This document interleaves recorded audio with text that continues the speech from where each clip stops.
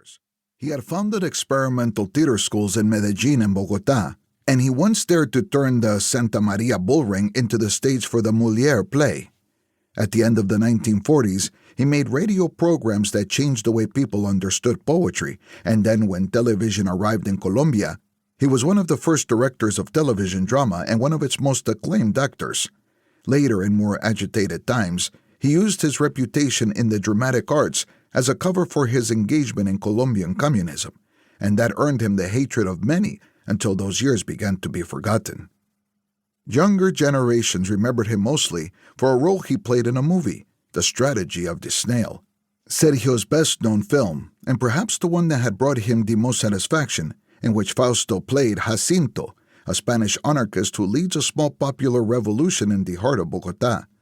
He embodied him with such naturalness and seemed so comfortable in the skin of his character that Sergio, when talking about his father's role in the film, usually summed it up this way: he was just playing himself. Now coming out of the park with Silvia at his side, walking between the Hieronymos Monastery and the waters of the Tagus, watching Amalia, who up ahead was struggling with the handlebars of her bicycle, Sergio wondered if he shouldn't have made an effort to visit his father more frequently.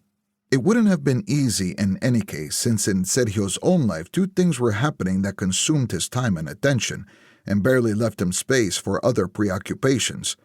On the one hand, there was a television series.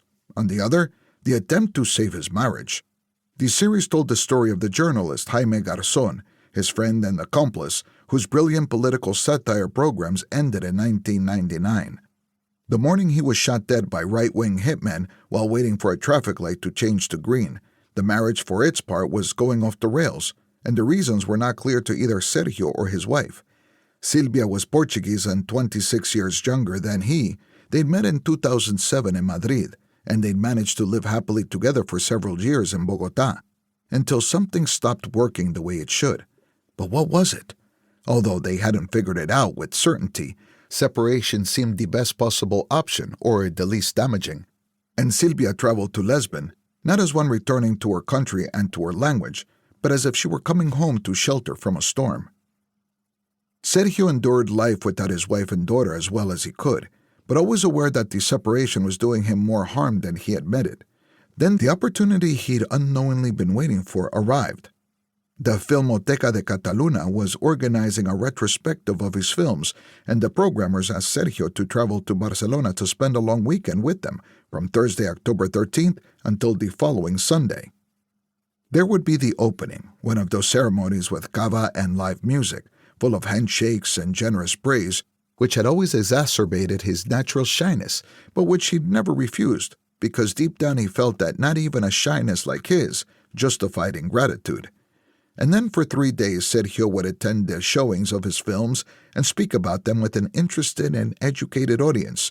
The occasion was perfect. He decided immediately that he'd take advantage of the invitation to Barcelona to make a stopover in Lisbon, spend some days with his wife and daughter, and mend the family that had come apart, or at least come to understand the reasons for the rupture.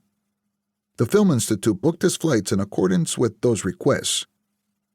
So on October 6th, when Sergio arrived in a yellow taxi at the Bogotá airport, he already had his connecting flight to Lisbon booked for the next day. He called his father from the departure lounge. Never in his life had he left the country without saying goodbye to him over the telephone. "When will you be back?" Fausto asked. "In a couple of weeks, Papa," Sergio said. Okay, Fausto said. "We'll see you when you get home." "Yes, see you then," Sergio said, thinking that they were both repeating the same phrase that they'd said 1,000 times on 1,000 identical phone calls, and that those simple words weren't what they used to be. They'd lost value, like coins no longer in circulation.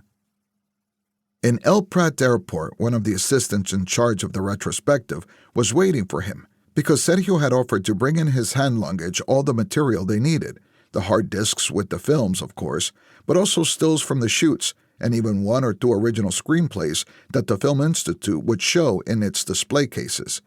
The assistant was a thin and bearded young man, with thick black framed glasses and a cartoon convict t-shirt, who received the bag with an expression of unshakable seriousness, and then asked Sergio if anyone else was coming with them. "To reserve a double room," the young man clarified.